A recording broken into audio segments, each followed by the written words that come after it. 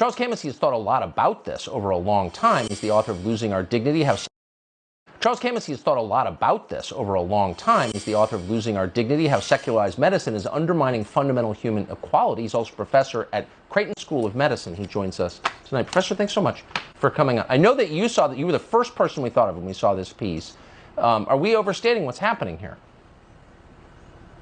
No, and first of all, thank you so much for covering it, Tucker, because it doesn't get a lot of coverage. And I think I have to wonder why. I mean, violence is something we hear covered ad nauseum. Everything today is violence, even things which obviously aren't violence. Yes. This is violence. This is medicalized violence. Why isn't this being covered? Why aren't we talking about it? Especially when it's poor people, especially when it's working class people who are structurally pushed into that. I think that's a question worth asking. Well, sure. And there's this very difficult problem, which is what do you do when an economy based on finance starts to go south and average people, can't kind of sustain themselves? Do you do guaranteed basic income or whatever? This seems like an obvious choice for ghouls, neoliberal ghouls, like we'll just force poor people to kill themselves.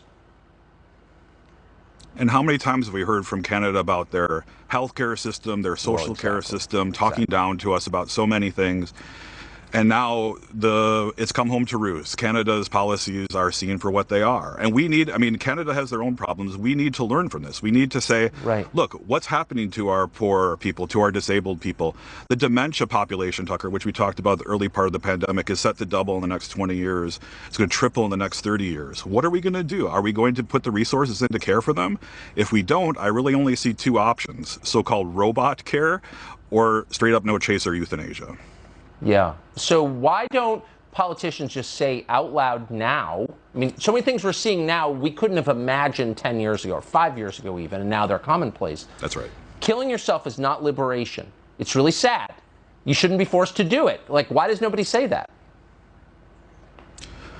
Well, your show is an example of giving people a voice who have no voice. The people who are most dramatically impacted by this, the working class and the poor, don't have a voice. And so we need to decide. And it's so interesting to see the political realignment underway. Which party is going to be the voice of the working class, the working and of the poor, to be on the side of people who say, I don't want to die. I don't want to die, but I don't see any option given what's been offered me.